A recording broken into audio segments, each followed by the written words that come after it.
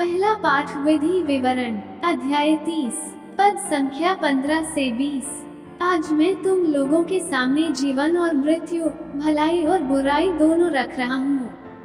तुम्हारे प्रभु ईश्वर की जो आज्ञाएं मैं आज तुम्हें दे रहा हूँ, यदि तुम उनका पालन करोगे, यदि तुम अपने प्रभु ईश्वर को प्यार करोगे, उसके मार्ग पर चलोगे और उसकी आज्ञाओं, विधियों तथा नियमों का पालन करोगे, तो जीवित रहोगे, तुम्हारी संख्या बढ़ती जाएगी और जिस देश पर तुम अधिकार करने जा रहे हो, उसमें प्रभु ईश्वर तुम्हें आशीर्वाद प्रदान करेगा।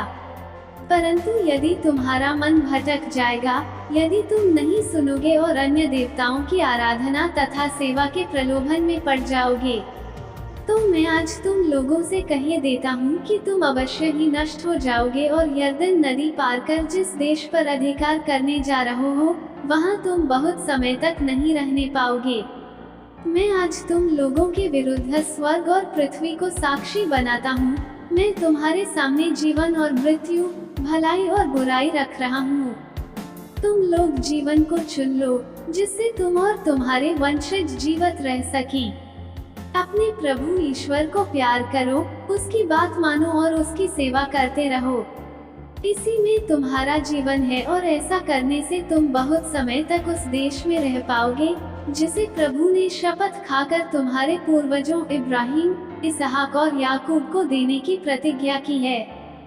सुसमाचार संत लूकस का सुसमाचार अध्याय 9 पद संख्या 22 से 25। उन्होंने अपने शिष्यों से कहा, मानव पुत्र को बहुत डैक उठाना होगा, नेताओं, महायाजकों और शास्त्रियों द्वारा ठुकराया जाना, मार डाला जाना और तीसरे दिन जी उठना होगा।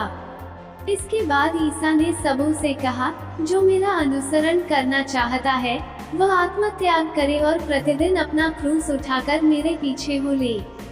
क्योंकि जो अपना जीवन सुरक्षित रखना चाहता है, वो उसे खो देता है, और जो मेरे कारण अपना जीवन खो देता है, वो उसे सुरक्षित रखेगा। मनुष्य को इससे क्या लाभ, यदि वह सारा संसार तो प्राप्त कर ले, लेकिन अपना जीवन ही गंवा दे या अपना सर्वनाश कर ले। मनन चिंतन। आज का सुसमाचार हमें याद दिलाता है कि यीशु का अनुसरण करना आसान नहीं है और इसके लिए त्याग और पीड़ा की आवश्यकता होगी। यीशु हमें अपनी इच्छाओं को त्यागने और अपना क्रूस उठाने और उनके पीछे चलने के लिए कह रहे हैं। इसका अर्थ है अपनी स्वयं की इच्छाओं और जरूरतों को अलग रखकर यीशु का अनुसरण करना, चाहे जहां भी वो हमें ले जाए, भले ही वह बलिदान, कठिनाई और पीड़ा हो। साथ ही ये पद्यांश ये भी याद दिलाता है कि उन लोगों के लिए एक पुरस्कार है जो अपना क्रूस उठाकर यीशु के पीछे चलने को तैयार हैं। वे वादा करते हैं कि जो कोई भी उनके लिए अपना जीवन खो देता है, वो उसे पालेगा।